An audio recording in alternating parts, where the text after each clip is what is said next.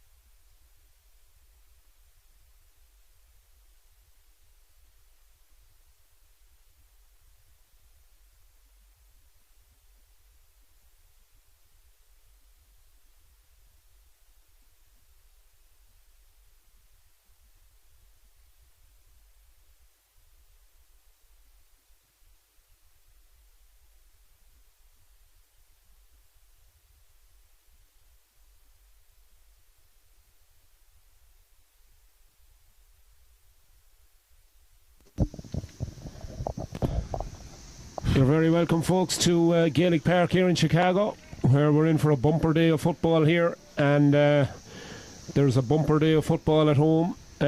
Almost over. I know that Mayo and Derry are gone to extra time, and it's been a wonderful day's football, Nicky, at home so far, with wins for Galway, historic win for Roscommon, and Mayo, as I said, and Derry are still ongoing. So great day's football. And Quinn, I seen you with a lady there a few months ago, and you were looking into her eyes and you were smiling, but not as big a smile as you had today. I'd never you were beaming. You leapt over the fence there, and you were like a 2-year-old. Yeah, a 2-year-old is right. Congratulations to Roscommon, a great win, a big shock.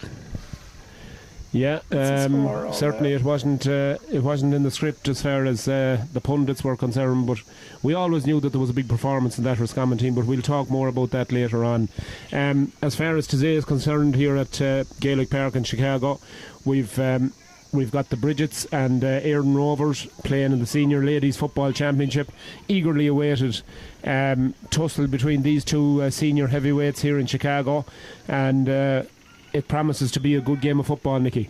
Absolutely does, and I think the Éireann Rovers are supposed to be stronger this year, so I think the Bridges will have a challenge. So I think it'll be a very interesting game in 100 degrees of heat in the sweat box here in yeah. Gaelic Park. Yeah, you were on the way out here. I have to say fair play to Mary Redmond and Éireann here beside me. They had great patience, because we were caught by bottles of beer and also rogue trains and all sorts of obstacles in our way getting planes out. And alcohol. Trains, planes and alcohol is right, in our way getting out here, but we made it, thank God. And it's great to be here on this beautiful hot day. It's a really hot day on the southwest side of Chicago. Temperatures will touch 100 degrees, I think, at some point, so prepare for lots of... It was like the old lad in Ireland, Sally O'Brien and the pint of harp. You definitely fry an egg in the stones here today. You definitely if you had would. the egg. If you had the egg, for sure, you'd be frying it, for sure and certain. So we'll be mentioning lots of people from home. We're getting lots of text messages here from different people from all over the country. So we'll give you a mention as the day goes on. So we've got 2 senior games after this, 2 senior men's games, and it's going to be a great festival of football here. It's a great score there for the Éireann Rovers. It's the first Saturday that games have been played, and that's the second point for Éireann Rovers. So Éireann Rovers go 2-0 up. But a great day of football here. It's first Saturday in a long time that I remember Saturday football here, Nicky. I think it's the first time in a long time. First time ever, I'd say. Probably first time ever, yeah. But there's that Healy benefit tomorrow, so which is a great cause, so it's a good reason to change it over. We'll be mentioning that actually in the course of the day. There's a big benefit on the north side tomorrow for the Healy family, and a really, really great cause there. So it's going to be a huge day tomorrow. So the Chicago GA decided to run the games this weekend on Saturday, But we were just passing in by the patio there, Nicky, and they've all sorts of nice new flowers and lattice work put up, and there's already a big crowd gathered out on the patio.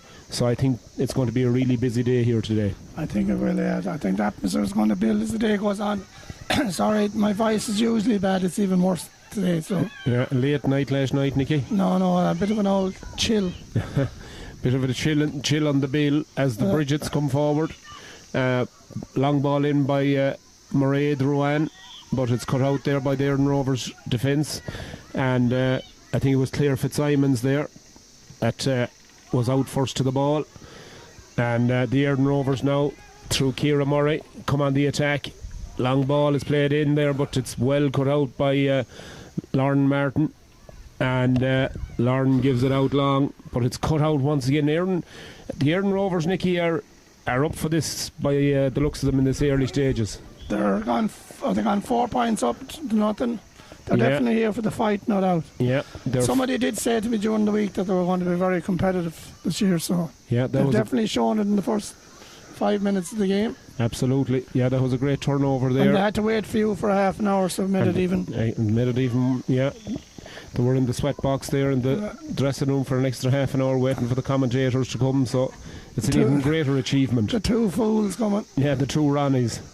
But anyway, here comes Bridget's, and over there on the far side of the field, Ella Noon has it. But once again, I'll tell you, this Aaron Rovers defence is playing really well early doors here.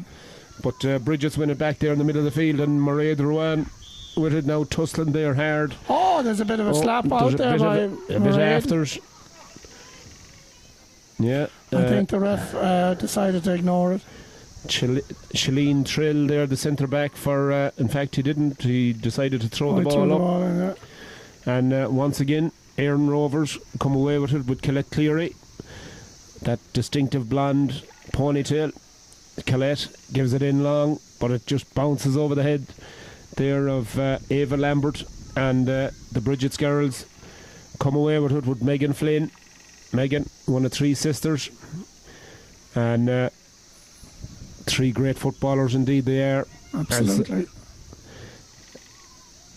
The Bridgets come across the middle of the field now and go into attack, and it's Lindsay Noon. Lindsay now solos across the 45. As I told her last week, was my first love. That's right. Famous last words, Nicky. She slapped me on the ear. She should have slapped you on the ass, I think. But anyways, it's going to be... Lindsay is one of three sisters out here and three great characters, and we want to shout out to the mother who's out here as well for a week or two. Mom could nearly play as well. I mean, no. Well, we'll have to get a word with Mom hopefully later on. We'll have to, yeah. From a great footballing dynasty there in Clonberne, Kilkerran. 3 years All-Ireland club champions, 3 in a row, so it's a great achievement by the... wonderful achievement by the Noon girls, yes. And indeed that Clonberne team, Clonberne Kilkerran, they're history makers in ladies football back there in Galway. As the Bridgets then, Ella Noon, one of the three sisters. Ellen is the one that scored 6 points in the All-Ireland club final this year, and she was kind of peed off that she didn't get player of the game, but her sister Lindsay got it. But so there's a bit of competition in the family, which is good. I'm sure there is. That's a good thing.